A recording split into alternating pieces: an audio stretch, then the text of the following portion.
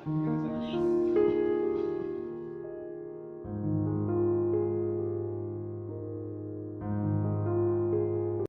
Allow ছিল না, তো সেই জন্যই কোনো ছবি তুলতে পারিনি, কিন্তু ভেতরটা ভীষণ সুন্দর। আমরা এটা কোথায় এসেছি, কি নাম, নামটা না বলতে পারবো না। বাবা ঘুরতে এসেছি, নাম জানি না আমরা। হ্যালো বন্ধুরা, good morning and welcome back to my channel. কেমন আছো তোমরা সবাই? আশা করি তোমরা সবাই খুব ভালো আছো, সুস্থ আছো। সো এখন বেজে গেছে ভোর 3টে। তো এখন উঠে পড়েছি আমরা সবাই মিলে, যেহেতু আমাদের 6:50 গাড়ি, তো সেই জন্যই আমরা সবাই মিলে উঠে পড়েছি। আর এইদিকে মেয়ে ঘুমাচ্ছে এখনও, তো ওকে তুলবো, তুলে রেডি করবো, তারপরে বেরিয়ে পড়বো। তো তাই জন্য ভাবলাম যে আগে তোমাদের সাথে একটু কথা বলে নিই। তো এদিকে সবার জন্য একটু চা বানাবো, আজকে লিকার চাই করবো, কারণ দুধ ফুদ ফ্রিজে কিছুই নেই। তো লিকার চাই করবো, করে খেয়ে তারপরে বেরিয়ে পড়বো। তো সেই জন্যই আগে একটু কথা বলে নিলাম। সো চলো এখন রেডি করবো, আর এদিকে মেয়েকে তুলতে হবে। ওকে তুলতে গেলেই মানে ঝামেলা হবে, এখন অনেক ভোরবেলা, আজকে দেরি করেও ঘুমিয়েছে। তো চলো আগে ওকে তুলে নিই, তারপরে বেরিয়ে আবার কথা বলছি।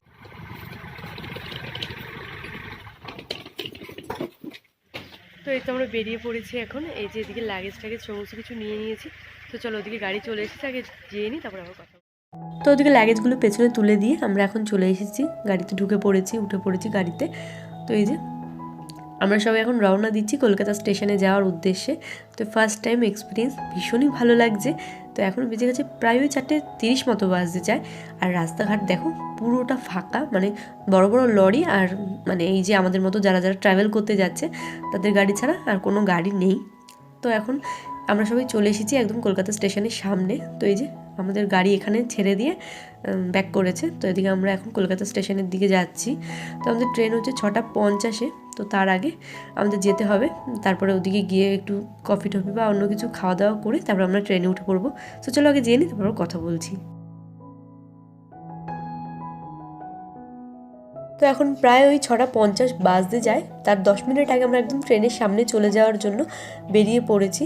তো চলো আগে যেয়ে নিই, তারপর কথা বলছি। সো এদিকে আমরা ট্রেনে উঠে পড়েছি, এখন প্রায় 7টা মতো বাজে। আমি ট্রেনে ওঠার ভিডিওগুলো কিছু করতে পারিনি, কারণ মানে গাড়ি থেকেই মেয়ে একবার বমি করেছিল, তারপরে ট্রেনে উঠেও দেখছি ও অনেকবার বমি করছে। যেহেতু অনেকটা ভোরে ও উঠেছে, তখন প্রায় 3:30 মতো বাজে ওকে তোলা হয়েছে। তো এদিকে ওর যে ড্রেস আমি ছাড়িয়ে দিয়েছি, আর দেখো ট্রেনও শুরু, মানে একদম পাক্কা 6:50 বাজে তখনই ট্রেন ছেড়ে দিয়েছে আমাদের, মানে টাইম যেরকম দিয়েছিল ঠিক সেই টাইমে ট্রেন ছেড়েছে। তো চলো তোমাদের সাথে গল্প করতে করতে যেয়ে নিই, যেতে যেতে প্রায় 4 ঘন্টা মতো লাগবে। একেবারে হোটেলে গিয়ে তারপর তোমাদের সাথে আবার কথা বলছি। সো বন্ধুরা, চলে এসেছি হোটেলে, আর আসা মাত্রই মানে একটু বসেছি, কারণ অতটা জার্নি করে এসেছি, 4 ঘন্টা ট্রেনে থাকতে হয়েছে। তারপরে ট্রেনের মধ্যে মেয়ে একদম বমি করে ভাসিয়ে ফেলেছে আমাকে, মানে ওর তো মানে জার্নি করা অভ্যাস নেই, তো ওই জন্যই মানে বমিটা করেছে। আর যেহেতু অনেক ভোরে উঠেছে, তাও উঠেছে মানে 4টের সময় উঠেছে, ও অনেক ঠেলে ওকে তুলতে হয়েছে, তাই জন্য বমি টমি করে এই যে এটাই ভাসিয়ে দিয়েছে। এখন আমি ফ্রেশ ট্রেশ হবো, আমরা এখনই বেরিয়ে পড়বো না। এখন বাজে ওই 11:20 মতো বাজে। আমরা ওই একটু টিফিন করে তারপরে দুপুরে খাওয়া দাওয়া করতে যখন বেরোবো, তখন একটু চারিপাশটা ঘুরে আসবো। তো চলো এখন আমি রেডি হইনি, ওই ঘরে সবাই ফ্রেশ হচ্ছে। আর মেয়েকে আমি ট্রেনের মধ্যেই তোমার লাগেজটা বের করে না ওকে ড্রেস ছাড়িয়ে দিয়েছি, নাহলে ওই গন্ধে মানে থাকা যাচ্ছিলো না বমির, তো সেই জন্যই। তো চলো এখন রেডি হইনি, তো বেরিয়ে তারপর তোমাদের সাথে আবার কথা বলছি। তো হোটেলে আসার 10 মিনিট পরই আমাদের টিফিন দিয়ে দেওয়া হয়েছে। এদিকে কচুরি দিয়েছিল আর তরকারি দিয়েছিল। তো এদিকে আমি ড্রেসটা ছেড়ে নিয়েছি, ও যেটা পরে এসেছিলাম ওটা ছেড়ে নিয়েছি, এখনও রেডি হওয়া বাকি আছে। তার আগে ভাবলাম আমরা টিফিনটা করে নিই, তারপর রেডি হব। তো এই তো রেডি হয়ে গেছি আমরা। আর আজকে আমি এই জ্যাকেটটা পরেছি আর মেয়েকে এটা পরিয়েছি। তো ওদিকে দিদি জামাইবাবু রেডি হয়ে গেছে, আর সবাই রেডি হয়ে বেরিয়ে পড়েছে। তো তোমার দাদাভাইও বেরিয়ে পড়েছে। তো চলো এখন আমরা দুজন বাকি আছি, আমরা দুজন বেরিয়ে পড়ি। তার আগে রুমটাকে লক করে যাবো। তো চলো আগে বেরিয়ে নিই, আমরা কথা বলছি। তো এখন প্রায় 1:30 মতো বাজতে যায়, আর দেখো 1:30টার সময় এখানে ভীষণ ভালো রোদ উঠেছে, আর ওয়েদারটাও এতটা সুন্দর। তো এটা হচ্ছে একদম হাজারদুয়ারির সামনে, আর আমাদের হোটেলটাও পড়েছে একদম হাজারদুয়ারির সামনে, মানে এপারে হাজারদুয়ারি আর ওই সাইডে আমাদের হোটেল, মানে একদম হোটেল থেকে হাজারদুয়ারি দেখা যায়। তো আজকে যেহেতু শুক্রবার, তাই জন্য হাজারদুয়ারিটা বন্ধ রয়েছে। আমরা কালকে আসবো এইখানে ঘুরতে, আর আজকে অন্যান্য স্পটগুলোতে যাবো।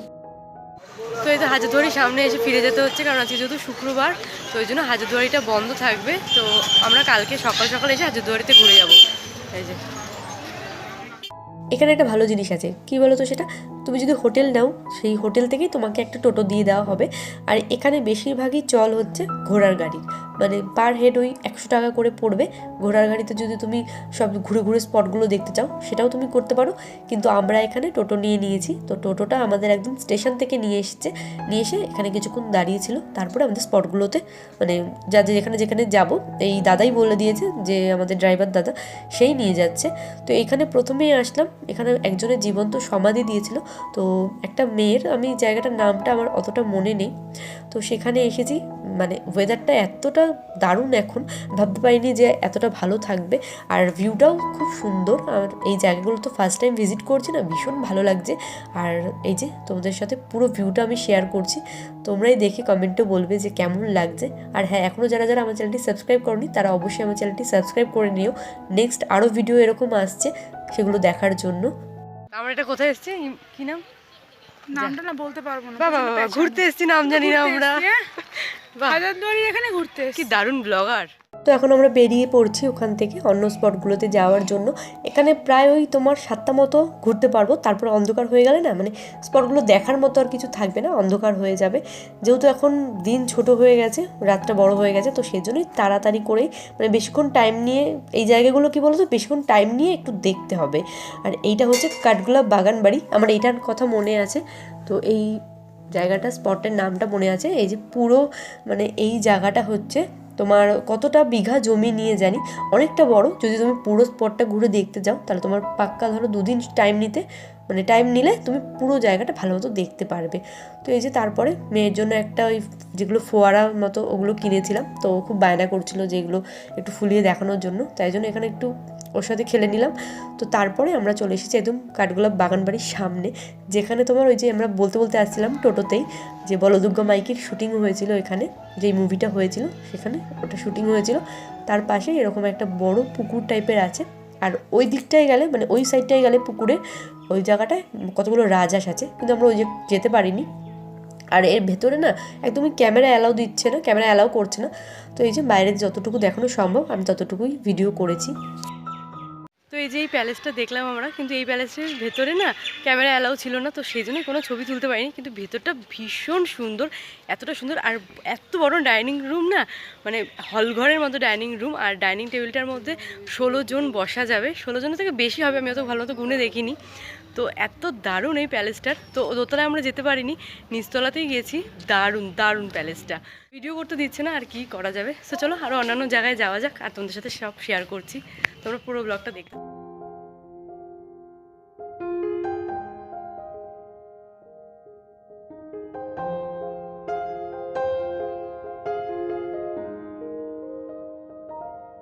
তো তারপরে আমরা আরেকটা রাজবাড়িতে এসেছি, মানে এখানে বাড়িগুলোর ডিজাইন দেখলেই তোমার মনটা ভালো হয়ে যাবে, যে এত সুন্দর আর্ট করে ডিজাইনগুলো করা আছে।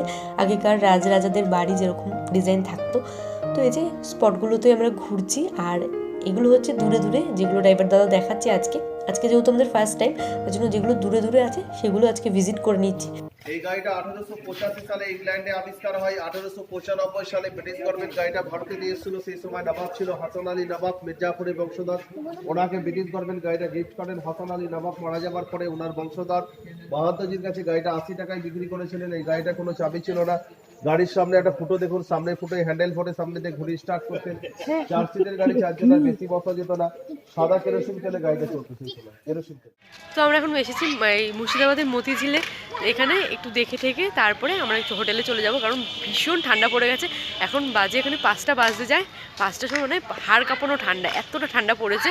যেহেতু পুরুলিয়া থেকে মুর্শিদাবাদ খুব একটা দূরে না, আর পুরুলিয়াতে প্রচণ্ড ঠান্ডা, তো এখানেও না খুবই ঠান্ডা পড়েছে।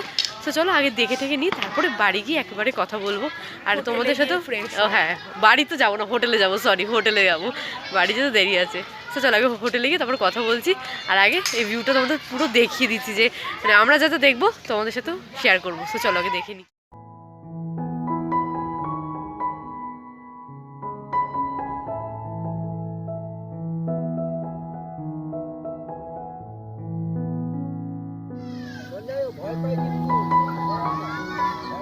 হ্যাঁ, এই তো এইবার বাহ,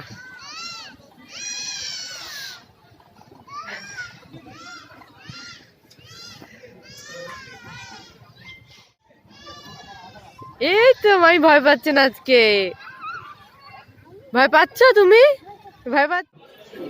উল্টো ধরেছো তো, এটা এটা সোজা ভাবে ধরো। হ্যাঁ এই তো, দেখেছো কি খাবা? দেখি এদিকে বলো। কফি খাবে, কফি। দেখি এটা দাও।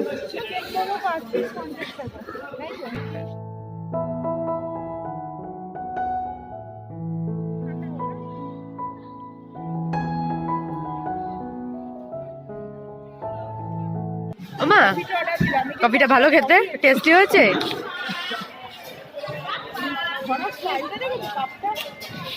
মেন কথা আমরা চা খেয়ে গা গরম করছি, ও তো কিছু একটা খেয়ে গাটা গরম করতে হবে, লাগবে না?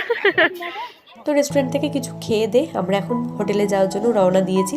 এখন প্রায় ওই 6:30 মতো বাজে যায়, আর 6:30 বাজলে মানে সন্ধে হলেই এখানে একটু মার্কেট মতো বসে।